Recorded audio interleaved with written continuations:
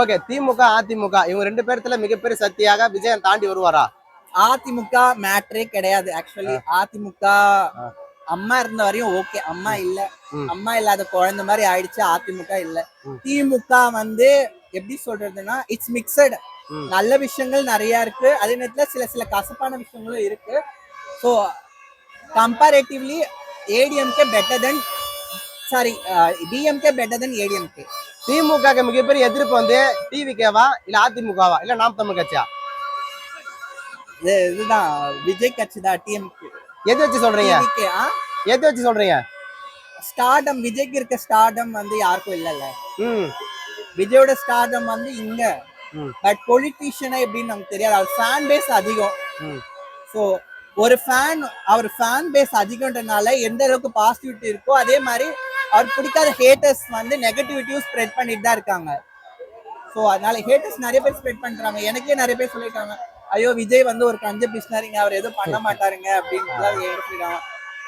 ஆனா அது எப்படி வந்தாதான் நமக்கு தெரியும். ஆக்சுவலி மாற்றங்களை விரும்புறீங்களா? மாற்றங்கள் அப்கோர்ஸ் வேணும், யாரும் இல்லைன்னு சொன்னா கண்டிப்பா வேணும். இப்பெல்லாம் காதுல கேட்கறதுக்கே பயமா இருக்கு. 2026 தேர்தல்ல அண்ணன் விஜய் அண்ணன் வந்திருக்காரு இல்லையா எலெக்ஷனுக்கு? சோ அதை பத்தி நினைக்கிறீங்க, இது ஒரு புது மாற்றங்களா இருக்குமா அப்படின்னு நான் தெரியலங்க. ஏன்னா ஒரு சான்ஸ் கொடுத்தாதான் தெரியும் எப்படின்ட்டு. ஏன்னா நம்ம வந்தோடனே சொல்ல முடியாது.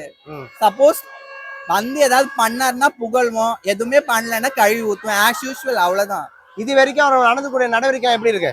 ஆக்டரே எனக்கு ரொம்ப பிடிக்கும். பட் பொலிட்டீஷியனா அவர் வந்தக்கு அப்புறம் தான் தெரிய முடியாது. ஏன்னா நம்ம பர்சனல் சாய்ஸஸ் வச்சு ஒருத்தங்க எப்படி நம்ம சொல்ல முடியாது.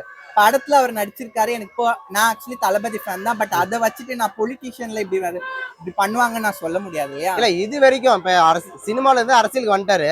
அரசியல் களத்துல வந்து அப்புறம் அவர் பேச்சு எல்லாம் எப்படி இருக்கு கேட்கும் போது? எனர்ஜெட்டிக்கா தான் இருக்கு. பட் அதே எனர்ஜியோட அவர் ஆட்சிக்கு வந்தா, சப்போஸ் வந்தா ஏதாவது நடக்குமான்னு எனக்கு தெரியல, பாப்போம்.